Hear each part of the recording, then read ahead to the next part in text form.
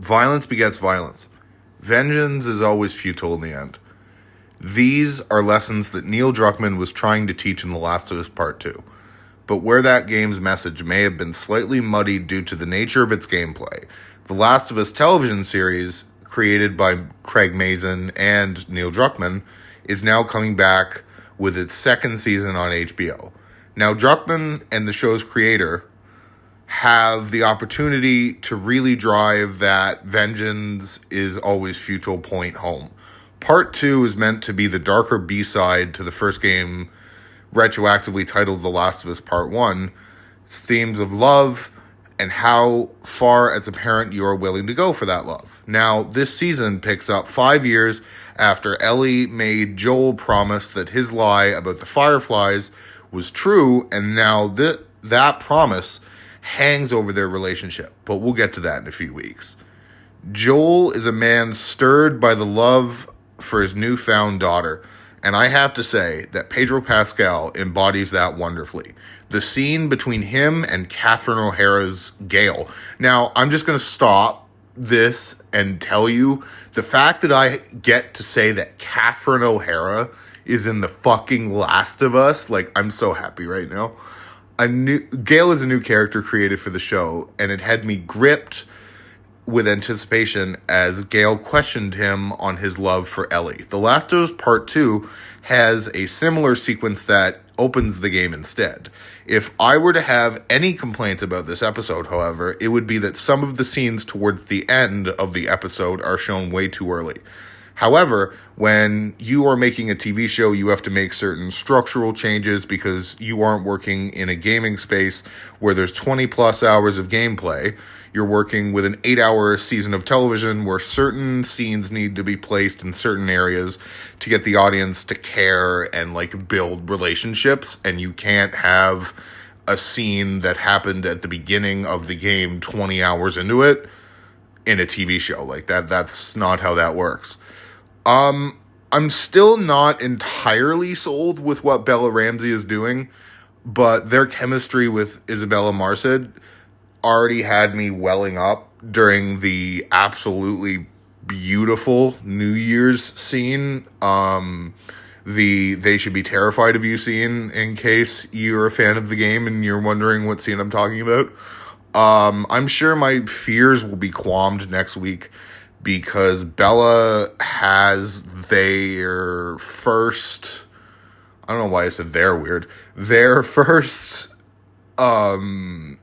first true test as, well, not true test because you had last season with the whole David stuff, but their first true test of this season in regards to the character of Ellie. Speaking of next week, there's one character, I've mentioned Joel, I've mentioned Ellie, I've mentioned Gale. Now, there's one character that I'm sure you're like, dude, where is Abby? Why haven't you talked about Abby yet? Let's talk about the non-muscled elephant in the room. Now, Druckmann and Mazin make the honestly quite bold choice to open the season with Abby. And she's played by Caitlin Dever in this season.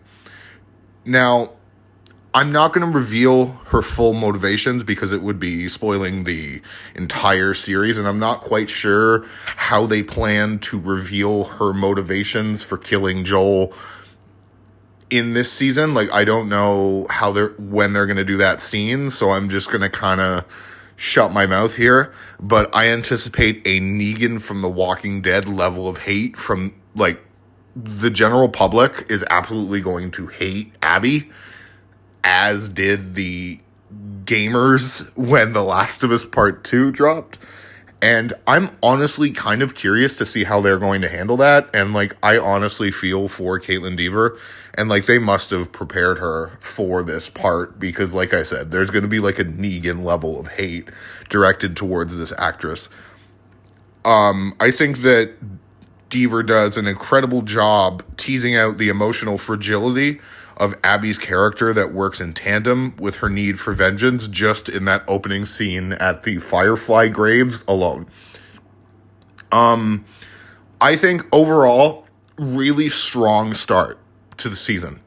And I am very curious to see what goes where and when they're going to do certain scenes, because they have openly said that this is only half of part 2's story. And I have an inkling of where they're going to go and where they're going to end it, but I'm not going to say, obviously, due to spoilers. But look forward to another video of The Last of Us next week, because I fully plan on covering this show while it is airing. The Last of Us is probably my favorite video game of all time. Both The Last of Us and The Last of Us Part 2 are absolute masterpieces. And so I am fully locked in for what Mazin and Druckmann are doing here. And I'm just a happy fan, if I'm being real. I'm going to give this episode a 4 out of 5 on my rating scale. Please like, share, and subscribe. And like I said, I will see you guys next week for episode 2. It's Easter Sunday. And I think that in the tradition of Easter, in the religious sense, The Last of Us is also going to have some reckoning coming for itself in the second episode, I meant to say. But yeah, please like, share, and subscribe, and I'll see you guys in the next review, which should be Sinners.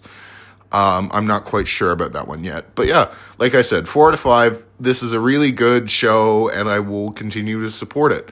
And it's a really good adaptation of the video game. It's a lot better, if I'm being 100% honest with you, based on this episode alone. I know we're only 1 episode in, but I have to honestly say this season, I feel, is going to be an improvement over the first season. And we'll see how right I am when the season ends in May.